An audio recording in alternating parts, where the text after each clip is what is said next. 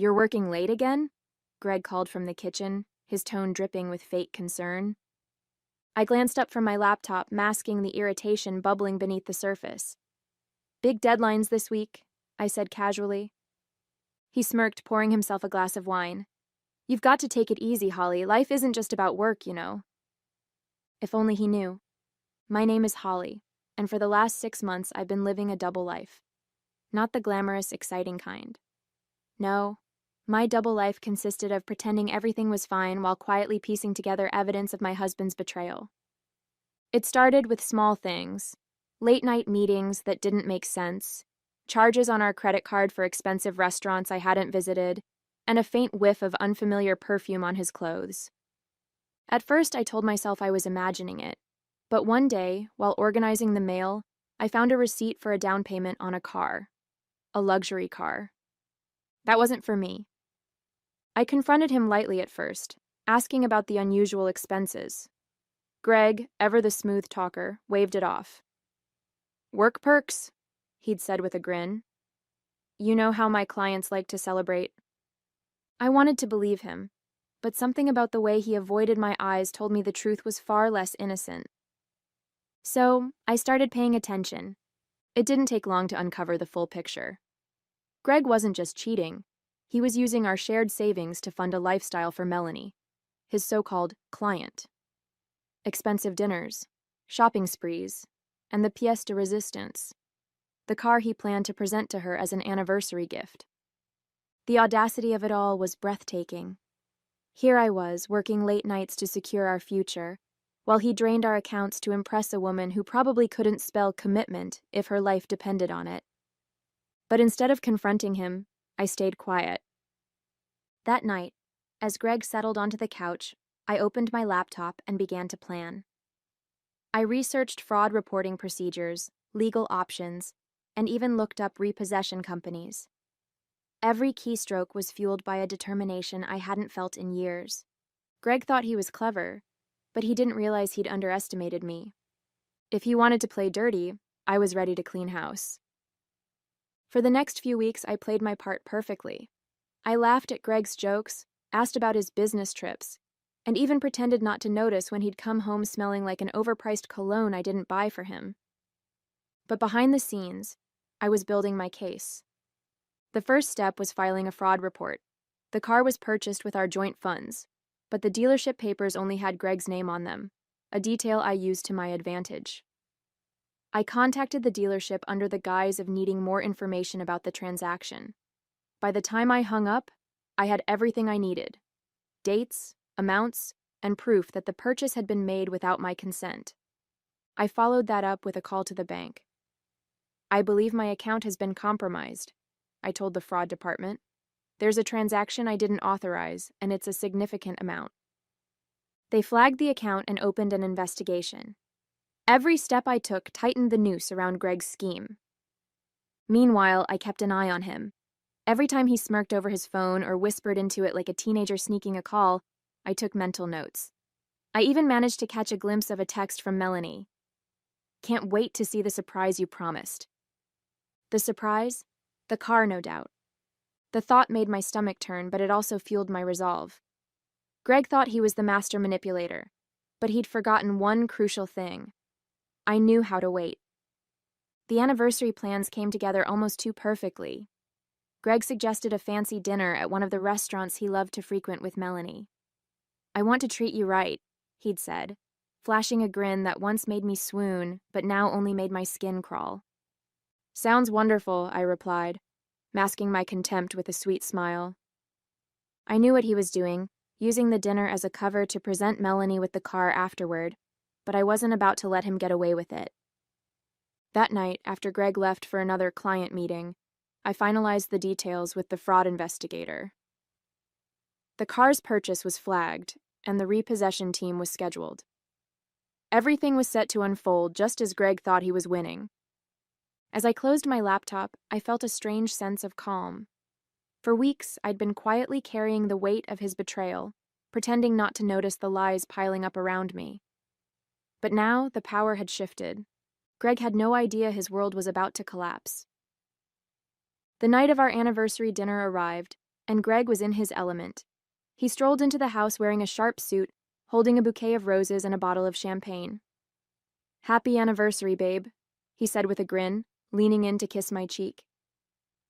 "Happy anniversary," I replied, my voice steady, my smile practiced. If he noticed the stiffness in my demeanor, he didn't show it. He was too busy gloating. At the restaurant, Greg spared no expense. He ordered the finest wine, the most extravagant dishes, and even arranged for a pianist to play our song. It would have been romantic if I hadn't known the truth. As he sipped his wine, Greg's phone buzzed. His expression lit up when he read the message, though he quickly tried to mask it. "Everything okay?" I asked, feigning curiosity. "Just a work thing," he said, slipping the phone back into his pocket. "Nothing to worry about." I nodded, biting back a smile. I knew exactly what the message said. Melanie was waiting for her surprise. After dinner, Greg suggested we take a walk. "It's such a beautiful night," he said, slipping his arm around my shoulders. I played along, letting him lead me back to the car. He opened the passenger door for me like the perfect gentleman, but I could see the excitement in his eyes. He was counting the minutes until he could ditch me and deliver his grand gesture to Melanie. Back at the house, I watched Greg check his watch repeatedly, his impatience barely concealed. "I've got to run out for a bit," he said finally, his tone casual. "Work emergency." "On our anniversary?" I asked, tilting my head innocently. "It won't take long," he assured me. "Just something I need to handle." I smiled sweetly. "Of course. Don't let me keep you." As he grabbed the keys and headed out the door, I sat back on the couch, my heart pounding. I could imagine the scene unfolding already. Greg pulling up to Melanie's place, handing her the keys and basking in her adoration, until the repossession team arrived. I didn't have to wait long.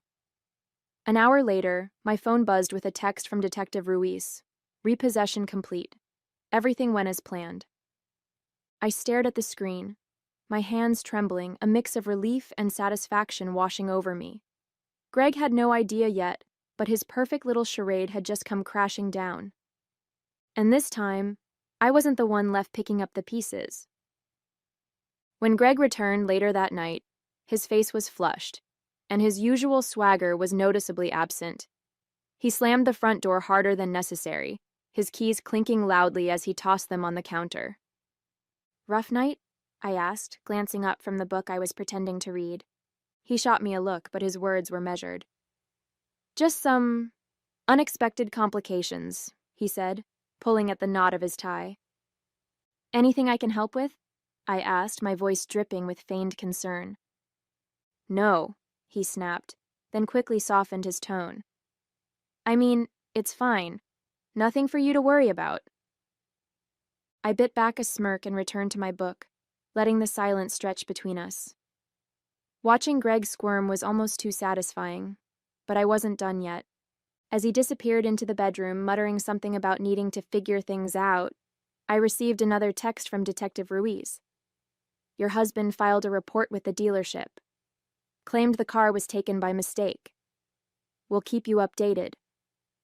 I chuckled softly, imagining Greg's humiliation as he tried to explain the repossession without revealing the fraud. The next morning, I woke to the sound of Greg pacing in the kitchen. He was on the phone, his voice low and tense. "I don't care what it takes," he was saying. "Just fix it. She's furious, and I can't—" He stopped abruptly when he noticed me standing in the doorway. "Morning," I said, pouring myself a cup of coffee. He forced a smile. "Morning. Just handling some work stuff." "Sounds stressful," I said, taking a sip of coffee. "Anything I should know about?" "No," he said quickly, his tone clipped. "Nothing you need to worry about." For the rest of the day, Greg was uncharacteristically quiet. He spent hours on his laptop, muttering under his breath and occasionally slamming the lid shut in frustration. I could tell he was trying to salvage the situation, but there was nothing he could do. The fraud report had triggered a full investigation, and the dealership wasn't about to hand the car back without answers. By the evening, Greg's patience had worn thin. "Do you ever feel like the universe is just out to get you?" he asked suddenly, his tone bitter. "Sometimes," I replied, keeping my expression neutral. "But I think the universe has a way of balancing things out, don't you?" He didn't respond, but the look he gave me lingered a little too long, as if he suspected I knew more than I let on. The cracks in Greg's composure grew more obvious by the day. He was short-tempered, distracted, and constantly on the phone, arguing with someone on the other end. I didn't press him. Instead, I watched and waited, silently enjoying the unraveling of his carefully constructed facade. One evening, I overheard a particularly heated call. Greg was pacing in the living room, his voice low but furious. "I told you I'd fix it," he hissed. "Just give me a little more time. It's not my fault. These things happen." I could guess who he was talking to. Melanie. I leaned against the kitchen counter, pretending to scroll through my phone, though every fiber of my being was focused on his words. "She's overreacting," Greg muttered, clearly trying to calm whoever was on the other end. "You don't need to make this a big deal. I'll sort it out." The call ended abruptly, and Greg threw his phone onto the couch, muttering a string of curses. "Everything okay?" I asked, stepping into the living room with feigned innocence. He looked up, startled, then forced a tight smile. "Yeah, just work stuff." "Must be tough," I said, sitting down across from him. "You've been so stressed lately. Are you sure there's nothing I can do to help?" His jaw tightened, but he shook his head. "No, I've got it under control." That night, I received another update from Detective Ruiz. "The investigation is moving forward. The dealership has corroborated the fraud report. Your husband's activity is under review." I stared at the message, a mix of relief and anticipation coursing through me. The net was closing in, and Greg had no idea. The next morning, Greg's mood hit a new low. He sat at the kitchen table with his head in his hands, barely touching his coffee. "I don't know what's wrong with people these days," he said, his voice tinged with bitterness. "Everyone's out for themselves." I almost choked on my coffee but managed to stifle a laugh. "Really? What happened?" He waved his hand dismissively. "Just some setbacks. Nothing for you to worry about." "Of course," I said sweetly, hiding my smirk behind the rim of my mug. By the end of the week, Greg was visibly unraveling. His confident demeanor was gone, replaced by a man grasping at straws. As he sat in the living room that evening, typing furiously on his laptop, I leaned against the doorway. "You know, Greg," I said casually, "sometimes people get exactly what they deserve." He froze for a moment, his fingers hovering over the keyboard before turning to look at me. "What's that supposed to mean?" I shrugged, my expression calm. "Just something to think about." The breaking point came on a Saturday evening. Greg had been on edge all day, snapping at everything and everyone. By the time he got a call from Melanie, his carefully maintained mask shattered entirely. I was in the kitchen when his phone buzzed. He glanced at the screen, cursed under his breath, and walked outside to take the call. Curious, I followed quietly, staying just out of sight by the open window. "You don't understand," Greg hissed, his voice frantic. "It's not my fault. The dealership's claiming fraud, but I didn't—" He paused, clearly interrupted by a furious tirade on the other end. "I told you I'd fix it," he said, his voice cracking. "Do you think I like this any more than you do?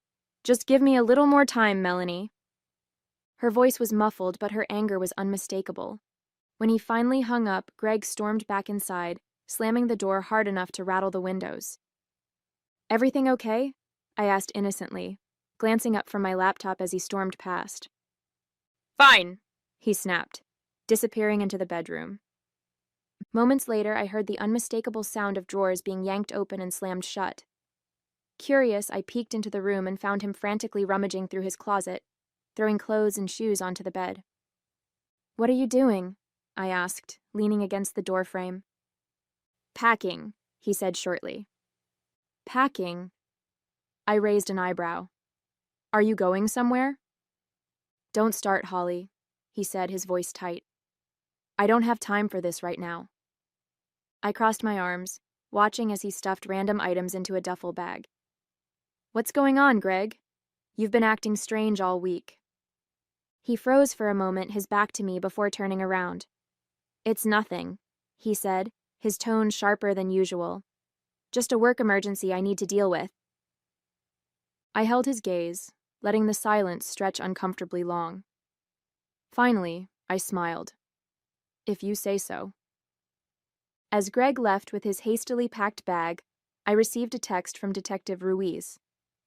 The investigation is moving fast. Expect more developments soon. I sat on the couch, staring at the door Greg had just walked through, feeling a strange mix of satisfaction and anticipation. He thought he was running to fix things, but the truth was, there was nothing left to fix.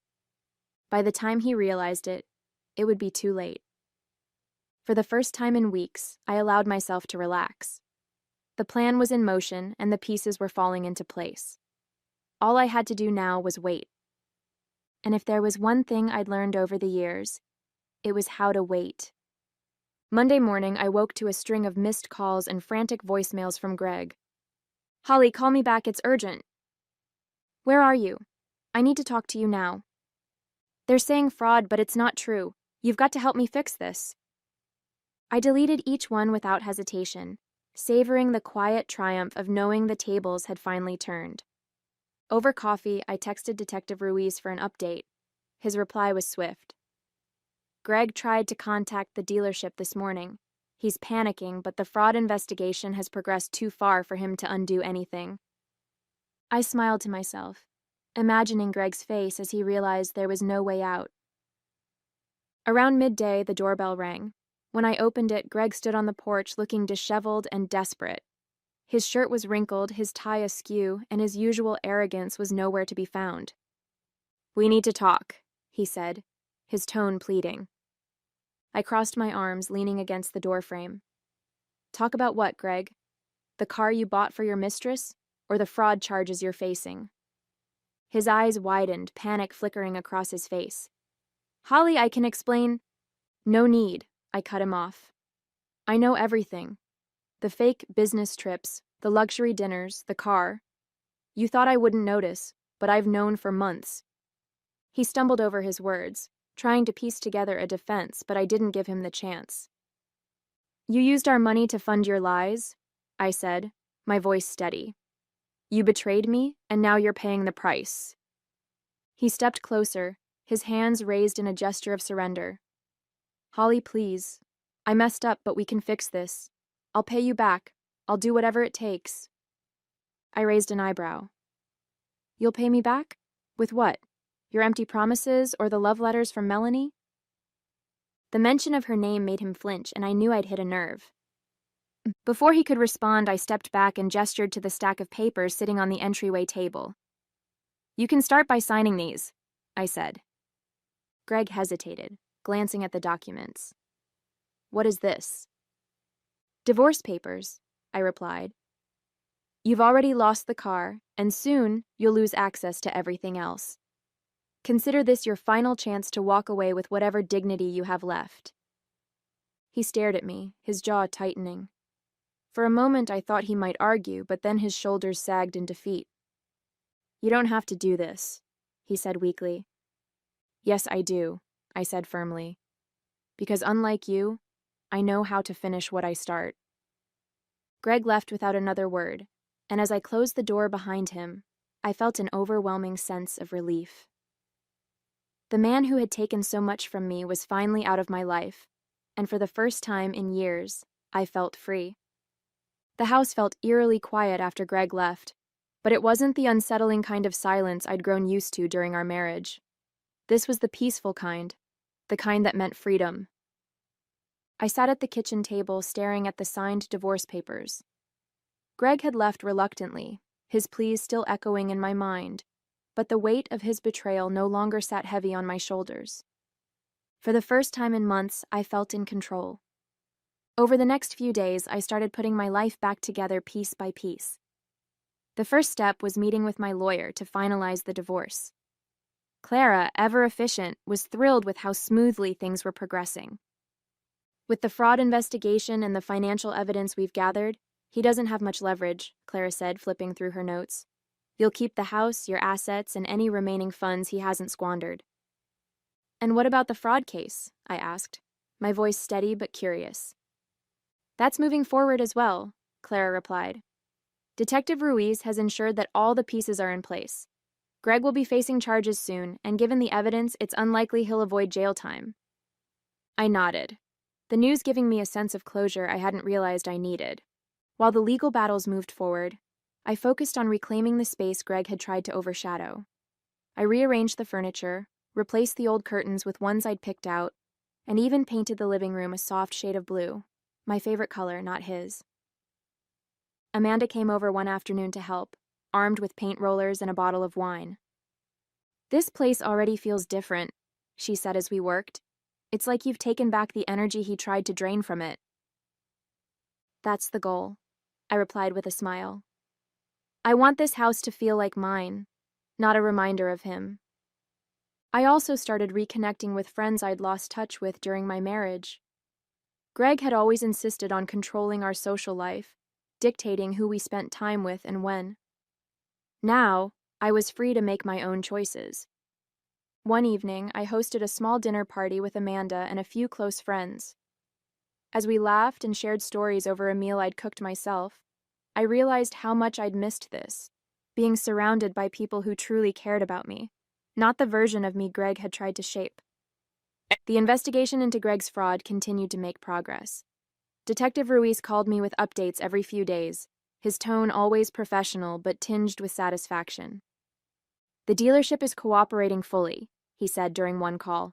Greg's attempts to cover his tracks only made things worse for him.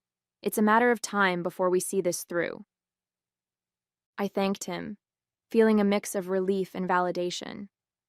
Greg had spent years trying to manipulate me, but in the end, he'd only outsmarted himself. As I hung up the phone, I stood in the middle of my freshly painted living room, taking it all in. The house was quiet, but it no longer felt empty. It felt like home. The weeks after Greg's departure brought a kind of peace I hadn't felt in years. The house, once filled with tension and lies, now felt like a sanctuary. One morning, as I sat on the back porch sipping coffee, I opened my notebook and started jotting down plans for the future. For so long, my life had revolved around keeping Greg happy, balancing his whims and smoothing over his mistakes. Now, for the first time, I could focus entirely on myself. At the top of the page, I wrote, "Things I've always wanted to do." The list grew quickly. Redecorate the house, travel to Greece, start my own business, spend more time with friends and family. Each item felt like a step toward reclaiming my identity, one that had been overshadowed by Greg's selfishness for too long. I started small, tackling the first item on the list. With Amanda's help, I transformed the house into a reflection of my style, warm, inviting, and unapologetically mine. We painted the walls in vibrant colors, replaced the furniture Greg had insisted on, and even turned his old home office into an art studio. "This feels like you," Amanda said as we hung a large painting on the living room wall. "It's like the house finally matches the person living in it." I smiled, feeling a surge of pride. It's a work in progress, but it's getting there. The next step was rebuilding my career. During my marriage, Greg had discouraged me from pursuing my professional goals, insisting that his ambitions were more important. Now, I was determined to make up for lost time. I reached out to old colleagues and mentors, explaining my situation and expressing my interest in re-entering the workforce. Their support was overwhelming, and within weeks, I had several promising opportunities lined up. One evening, I received a call from a former boss who offered me a consulting position on a project I was passionate about. "We'd love to have you back," she said warmly. "Thank you," I replied, feeling a sense of validation I hadn't realized I needed. "I'm ready." As I settled into my new routine, I began to notice subtle but significant changes in myself. I was more confident, more decisive, and more willing to take risks. The fear and self-doubt that Greg had instilled in me were fading, replaced by a quiet strength I hadn't known I possessed. One evening, as I sat on the couch with a glass of wine, I looked around the house and smiled. This was my life now, messy, imperfect, and entirely my own. A few weeks later, I received a call from Detective Ruiz. "The fraud investigation is officially complete," he said. "Greg has been formally charged and the case will proceed to court in a few months." The news hit me harder than I expected, not because I felt sorry for Greg, but because it symbolized the final unraveling of the life we'd once shared. "Thank you for everything," I told Ruiz, meaning it. Without his guidance, I wasn't sure I would have had the strength to see this through. "Justice takes time," he said simply, "but it's worth it." That evening, I poured myself a glass of wine and sat on the back porch, staring up at the stars. The closure I'd been waiting for was finally within reach, and with it came a strange mix of emotions: relief, satisfaction, and a touch of sadness for the life I'd thought I'd have. Amanda came over the next day, her usual energy filling the house. "You look different," she said, handing me a bag of takeout. "Like a weight's been lifted." "Maybe it has," I replied with a small smile. "Greg's charges are moving forward, and the divorce is almost finalized. It feels like I can finally breathe again." Amanda grinned. "You're practically glowing. What's next?" I gestured to the notebook on the coffee table. "I've been making plans: travel, work, maybe even a business of my own. I'm finally figuring out what I want, instead of what someone else expects of me." "About time," Amanda teased, raising her glass in a toast. "Here's to the next chapter." No. In the weeks that followed, I started checking more items off my list. I booked a solo trip to Greece, something I'd always dreamed of but never had the freedom to pursue. The thought of exploring ancient ruins and walking along sunlit beaches filled me with a sense of adventure I hadn't felt in years. At the same time, I dove into my consulting work with enthusiasm, reconnecting with the passion and drive that Greg had tried to stifle. Every step forward felt like a declaration. I was no longer defined by the mistakes of my past or the betrayal I'd endured. One afternoon, as I stood in my freshly redecorated living room, I glanced at the framed photo on the mantel. It was a picture of me and Amanda from years ago, taken long before Greg had entered my life. Looking at it now, I realized something important. I was still that person, the strong, capable woman who knew how to stand on her own 2 feet. Greg hadn't taken that from me, no matter how hard he'd tried. And now I was finally ready to move forward without looking back.